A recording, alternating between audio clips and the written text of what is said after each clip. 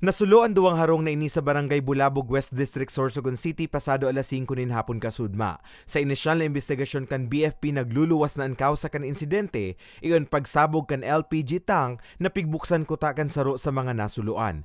Napag-araman man kan BFP na igwa pala naluho ang tubo kan LPG. Maswerte man na mayong nalugadan sa insidente. Bali sir, yung sa yung dalawang residential sir na affected, yung nasa unahang parte po sir, yung nasa upper portion lang naman niya yung na damage. Pero yung nasa lower portion sir, hindi naman gaano. Sa Albay daw ang classroom na nasulo sa Pantaw Elementary School sa Barangay Pantaw, Libon. Sigun sa otoridad, posibleng ang labing init kan panahon ang naging kausa kan insidente. Alagad ini ang dai pa talaga daaninda makumpirmar.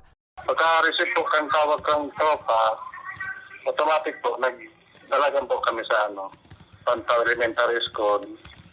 Tapos po, pagkabat nito duman, ang building po na sarong building po, dumang classroom. Katakod kay niliwat na pigpagirumdum kan BFP sa publiko ang mga paagi nga ni makaibitar sa kasulo. Sa ngayon po at lagi namin pinapaalala sa mga kababayan ang dobling pag-iingat.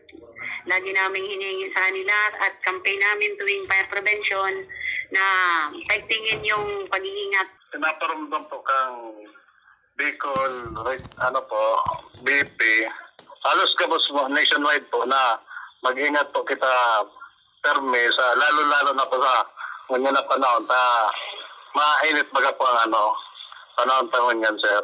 Sa ngunyan, padagos pang pig-aaram kan otoridad ang danyos asin tunay na kausa kan duwang magkasuhay na insidente nin kasulo. Mantang nangapodan manintabang ang mga biktima. Para sa mga baretang tatak Bicol, Carmelo Balya.